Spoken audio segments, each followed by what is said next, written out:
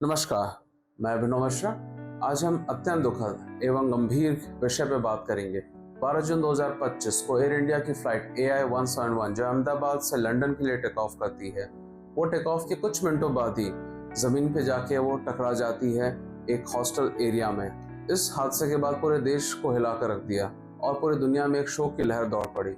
आज हम इसी त्रासदी की डिटेल्स पे बात करेंगे और हम बात करेंगे बोइंग की पिछली बहुत सी घटनाएं जो कैसे हुई और उसके बोइंग की एक रोल काफ़ी कुछ माना जाता है। और उसके बाद एक विसल ब्लोअर की भी बात करेंगे हम, जो बोइंग की जांच कर रहे थे। बोइंग के बारे में वो कई सारे बातें खुलासा करते थे, बट उनकी एक रेस में मौत भी हो जाती है। नवीनतम समाचारों के अनुसार बोइंग 787 ड्रीम लाइनर में 242 लोग सवार थे, जिसमें 230 यात्री और 12 क्रू मेंबर थे। इसमें 169 भारतीय, 53 ब्रिटिश, 7 पोर्टुगीज और एक कैनेडियन सिटीजन भी थे।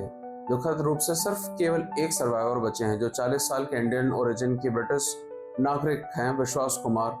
वो सिर्फ बचे जो सीट नंबर 11A पे बैठे थे और वो एक इमरजेंसी एग्जिट के बगल में थे। क्रैश के वक्त इमरजेंसी गेट टूटती है और वो उससे कूद के अपनी जान बचा पाते हैं।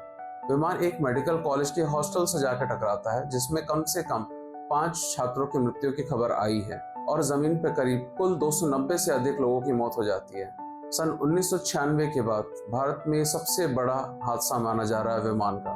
हम उन सभी लोगों को श्रद्धांजलि अर्पित करते हैं जिन्होंने अपने हादसों में अपनी जान गंवाई है।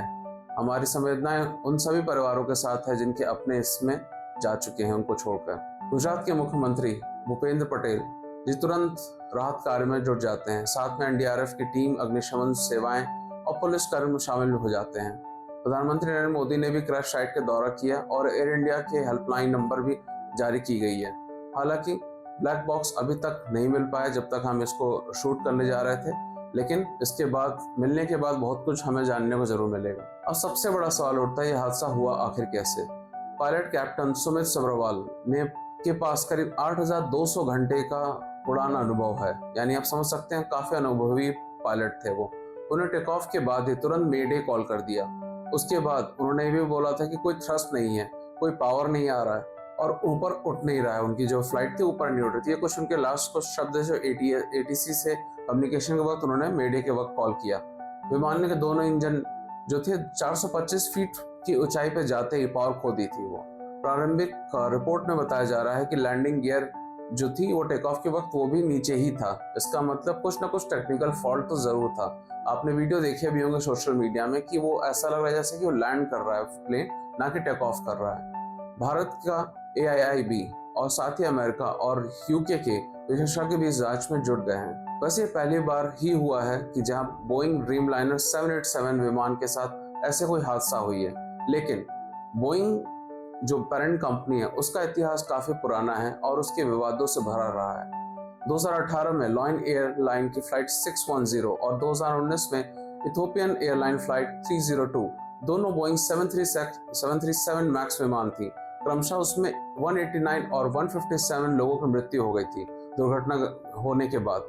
जांच में पाया गया था कि इन हादसों का कारण MCAS यानी मॉनिटरिंग कैरेक्टरिस्टिक ऑगमेंटेशन सिस्टम में खराबी थी, जो विमान को गलत तरीके से नीचे की ओर ले जाता था।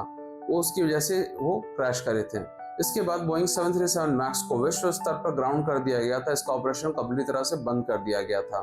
2020-2022 में संरचनात्मक जो खामियां थी, मतलब उसकी जो ऑपरेटिंग खामियां थी, उसके कारण ड्रीम लाइनर की डिलीवरी भी काफी उस समय डिले की गई थी, रोक दी गई थी उस वक्त। इस हादसे में बोइंग के जो विसल ब्लोअर की बात जो होती है उसमें फिर से ये सामने उनको लाके खड़ा करता है। 2024 में बोइंग इंजीनियर सैम ने ये दावा किया था कि 787 ड्रीम लाइनर में एक इशू है, जिसकी वजह से क्या होता है कि अनुचित तरीके से वो उड़ने के बाद कुछ कई थाउजेंड ऑफ फ्लाइट के बाद वो काफी कुछ डैमेज कर सकता है, टूट सकता है वो पार्ट।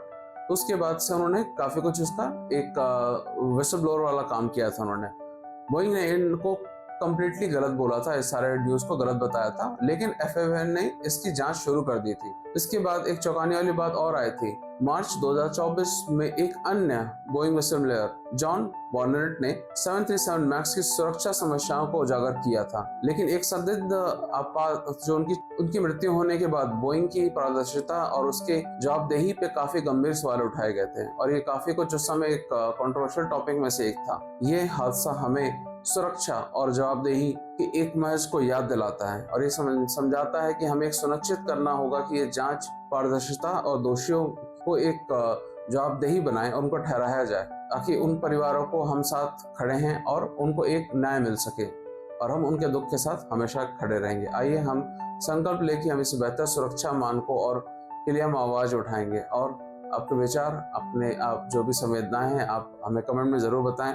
इस चैनल को आप सब्सक्राइब करें। मैं अभिनव मिश्रा और ये आपका चैनल आई डिजायर। एक बार फिर से सभी को नम्र श्रद्धांजलि। नमस्कार।